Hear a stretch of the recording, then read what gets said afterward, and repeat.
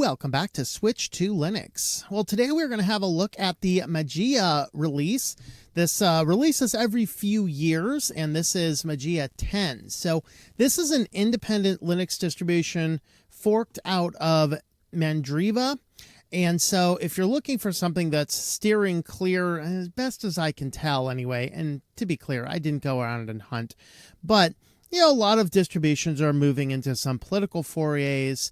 We think of Debian recently having some headlines where they're asking devs for help after alienating most of the software developers. And Arch is literally banning you if you mention Ex Libre. All sorts of weird things are going. And best I can tell, Mageia is staying mostly out of that. This is based, I believe they are a French organization, and they basically come down and re-release a new version every few years with the latest updates. And they do produce a very good, very nice streamlined distribution. So I want to have a look at this today and just give you more options that are out there. So this is, of course, running on Plasma. And let's go ahead and have a look at the version of Plasma if we can. And it is Plasma running Wayland, although X is still an option. This is 655, and on my login screen I do have the option to come in as X as well. I just went with the default, which is this one here. So they actually have a lot of really nice tools to manage things. Behind the scenes, they have NPM and they have DNF as package managers. And so there's actually GUI tools to help manage each of those different things. And then they have a good suite of tools available for you already. So just looking out of the box, we have Firefox. Some of the basic stuff that's coming with KDE applications, use your Kmail, Conqueror Conversations. Under Office, we have the whole LibreOffice suite here. And again, some of the other KDE-based tools. Digicam, I think I did a video on Digicam. Let's see, we have a document scanner already built in. Sound and video, we have VLC player, we have Dragon player, we have Elsa. And then a lot of different tools. Some people might look at this and think it's a little bit too bloated. I actually think this kind of feels more like just a full system. I don't know, maybe having a lot of these. Okay, actually, I think it's just, these are fine. This is, I believe it's a mapping. I think I've looked at it one time before. I believe that's like Google Earthy type thing set in KDE. We'll have a look at it here.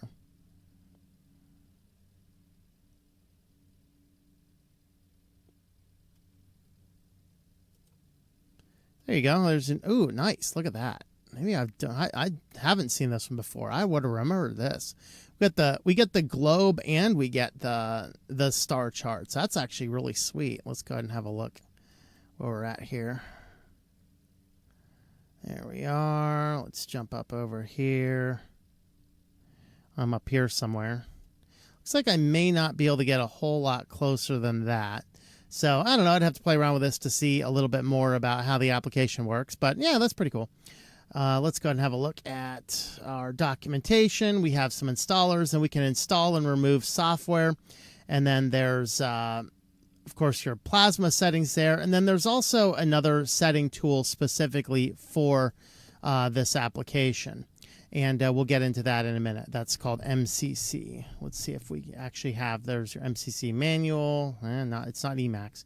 All right, we'll go ahead and walk through the welcome screen here. So the first thing they talk to you about is your configuration of software. So the core and the non-free are enabled by default. There is a tainted, which contains packages that could be tied up in various laws. Those are disabled by default, which you can enable if you want to. They also have backports. If you are looking for a newer version of a software package, you might find it into backports. And if you click on this button down here, you'll have to enter your super secret password. Mine's definitely not 123.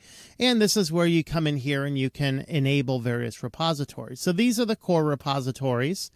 These are all free, open source, freely to distribute. And then you can see that there's a bunch of debugging, testing. Here's your backports. And then they also have the non-free. This is going to contain drivers for some wireless cards, graphics cards, things like that. And then you can get down here, and here's the tainted. You'll see the tainted is not enabled by default, but those are in there as well. They do have some 32-bit releases. They do have a little bit more stringent requirements on 32-bit now, just because a lot of software is simply dropping the 32-bit. They still do support some 32-bit systems, so that's pretty good. So if you're looking for something that you can adjust those repositories nice and easy, you can do that. There should be a notification down here once system updates are available. You can click on this button here to check for system updates. And this is going to do that. Let's see. I need to contact the mirror to get the latest updates. Check your network is currently running. Is it okay? So that's nice. It's actually asking you before it goes onto the internet. That's actually a fairly nice feature that it's going to do. So you can see here it's going to go online. It's checking your versions, and it looks as though everything is up to date. List of updates is empty. Either means there's no available updates for the packages, or you have already installed them. And I just installed this not too long ago, so that makes perfect sense. Now, MCC, this is the Mageia Control Center. This should be in the menu somewhere. I was looking for it. Let me see if I can find it here. Yeah, there you go. Oh, so it is in the menu. It's under the Mageia Control Center there. So the Mageia Control Center, this is the application that allows you to do pretty much all the back-end system maintenance. We'll come back to installing and removing software in a little bit. Here's your update. You can configure how frequently the system checks for updates and configure media sources. So this is that first screen we looked at, enabling or disabling repositories. Under your hardware, this is looking at the various hardware on our system. So you can run through all that. I'm running this on a virtual machine right here, so we're not going to test the Bluetooth or things like that. I don't know if I've passed through working on the VM here onto this computer. And then here's your networking devices. Of course, it does look like all my networking devices are working. Once again, I can't check that entirely because I'm not in my home office with all of my network already configured. So we'll assume that that is going to be working well. Here's under your various system tools, managing your date and time, your localization, system users, just all the different things you have over there. You can configure sharing over here, configure SMB sharing, NFS sharing, and WebDAV services. We can do that. Here's managing your local disk partitions. Make a backup first. Okay. We'll go ahead and click through there. And of course, we're on a virtual box, so it's not going to be a problem if I accidentally break something. It might break the video, but oh well. And then here's your security options. And then here is setting up your boot options. You can set up an auto login, things like that. Let's go back to installing and removing software now. So I did check a lot of the different software that I typically would use is either already installed or available to install. I didn't check Bluefish Editor or FileZilla. I assume those are in there. Let's go ahead and check those right now. Let's do FileZilla is right there, and let's check Bluefish. And there's your Bluefish editor, so that works pretty good. Let's see, I do Bible Time for Bible study stuff, so that's in there. And I checked other things like OBS is available to install. GIMP is the latest version, 3.2.4, or at least close to the latest version. And you can come in here and you can actually search and browse and things like that. So under your Office suites, for example, we have, here's your various dictionaries. Here's your finance things. Look at that, Bitcoin, Dogecoin. I use GNU Cash. There's Home Bank in there as well. I've not looked at that. My Money, Scrooge. There's actually a few in here I haven't actually looked at before. Maybe it might be worth a jump down through there. There's various management stuff, organization things. Spreadsheets, you can see it has LibreOffice installed, and it has two other options, numeric and or gnumeric, however you want to pronounce that one. And Calibra is over there. Here's your full suites, utilities. So there's Calibri or Calibri. Many people say I pronounced it wrong. tomato, yo. Then, of course, your word processors. So you can hunt through the various software packages and find out a lot of different software in here. You can browse for things, and these are going to be installed out of the repositories that are currently enabled, which, again, you can toggle those enabled repositories here. If you need a newer version of something, you might turn on the backports and see if you can find the newer version of it. If you need something that could be tainted, go ahead and install the tainted repositories. So it's nice and easy to manage all of that. There is an option to do DNF Dragora and RPM Drake. I have not used RPM Drake before. I have used DNF Dragora. So you'll see these are not installed by default, but you will have the option here to install them. So let's go ahead and install that. So it's going to be one of the following are needed. So we have a GTQ front end and we have a QT front end. We'll do the QT since I'm running Plasma here. And we'll go ahead and get that installed. Let's see if I can do that in the background while I want to look at some other things. Because they do have a list of applications in this. It looks like I might have to wait for this to finish installing before I do anything there. All right, so that loaded up. It's checking caches behind it. Here's actually some of the most common applications. So this is right here in the Welcome Center. And you'll see here that they have some audio codecs installed, but there are more. So if you're missing an audio or a video codec, it means that it's probably in the tainted one, and you'd have to enable the tainted repository in order to install those codecs. So you can go ahead and do that if you want. Here's Steam, comes from a Steam codec here.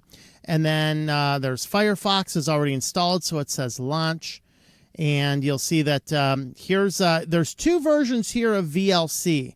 We do have one installed, and there is another in the tainted. Most likely the one in tainted will be that version of VLC that comes with a wider range of codecs, as VLC tends to do. My guess is this one here is a VLC tied only to the completely free and open source codecs available. So you can see those, and then you can sort through the various different categories to see the most common tools to be installed under each of these various topics here. And then here is tells you a little bit about your configuration, and then if you want to get more extra help, you can get that over here. Let's have a look at this is your DNF Dragora, which I've kind of called this a synaptic package manager for DNF. That's effectively what we're looking for. I didn't say that word right. Effectively, I think is what I was looking at. Yeah, there you go. So you can sort through here. You can search for individual packages over here. This is going to have every little tiny little package behind the scenes, full scenes, everything there is. So this is actually a very nice tool if you know exactly what you're looking for. But I really like the install software option they have. You know, here is pretty good as well. And under the, where was that at? I was just there a few minutes ago. Under the control center. There it is. So where was that thing? Yes. I actually really just like the software installer that's right here. Honestly, I think this is really good. It's nice, graphical, GUI. So that's probably what I would personally do. So is this the Linux distribution that's going to solve all of your problems? You know, it may not, but what it is a good, solid, independent distribution, which is just another one that you can jump into. Now, let's talk a little bit about a couple little things. As far as their desktop environments, they have more than most distributions will have. I did Plasma. They also have GNOME. They have an XFCE. They still have X. At least on the Plasma, and I know on the XFCE as well. I saw Enlightenment in there. I saw several window managers. So there's a lot of things. The one application that they do not have is under your web browsers. They do not have Chromium anymore. And they simply said there's not a person to maintain it, and Chromium requires a ton of extra work. So if you want Chromium, their workaround for now on this version is to install Flatpak and use the Flatpak version of Chromium, which will work just fine. Of course, if you're doing that route, you may as well install Brave because it would be a little bit better. So this is a very good distribution. It's definitely one if you're looking for just something that's going to work out of the box, especially if you're still holding onto X and you just don't want to be fighting with a rusty Linux distribution as Rust starts to invading. I didn't look to see how much Rust is involved in this, but the fact that they're still shipping your Plasma, at least in your XFCE, with X options, and this is going to be the version for at least the next 2 or 3 years, I'd say this would be one that would catch you along a little bit further. It really respects those open source areas. It tells you what is open source, what is non-free, what is tainted, and gives you easy GUI options to configure all that.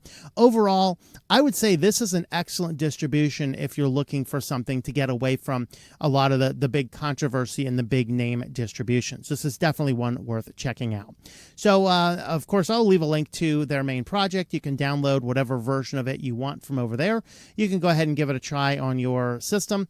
Thanks for watching, and I hope that you enjoy switching to Linux.